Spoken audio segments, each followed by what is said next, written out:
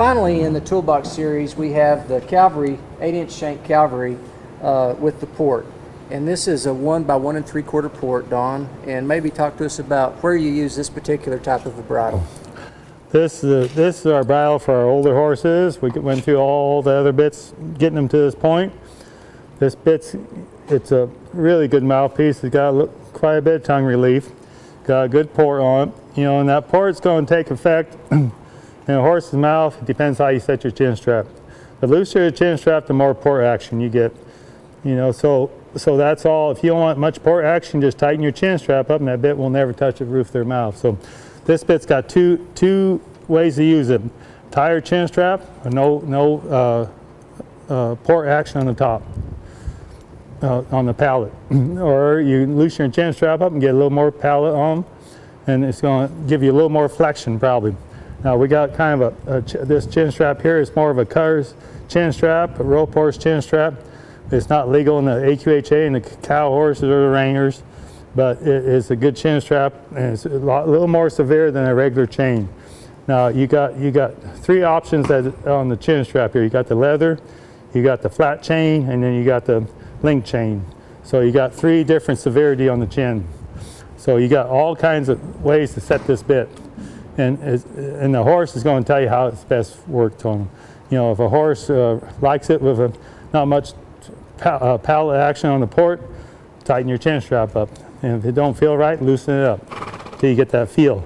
If it's a little abrasive against it, put a leather curve strap on, let it soften it with using the port of the mouth instead of the chin so much. And if it's kind of in between, use a flat chain. Don, one thing about this, the ported bit, there's a lot of people that are afraid of a ported bit. And how would you begin to introduce the horse to the port, and how does the port work, and is this a severe bit? This is not, there's no such thing as a severe bit. It's severe hands. You always want to remember that. Any bit's not severe is the hands that people have makes a bit severe. You know, I mean, if you got bad hands or quick-handed, you don't want to use a big ported bit. You want to use something softer because your hand's going to make up for the ported bit. Now, the way I introduce this to my horses, I put it in their mouth and I bit them up. In other words, when I bit a horse up, I'll take my reins and bit them back through the saddle like this in a bullpen or round pen, and just leave them walk around, trot around, lope around, let them get soft in there.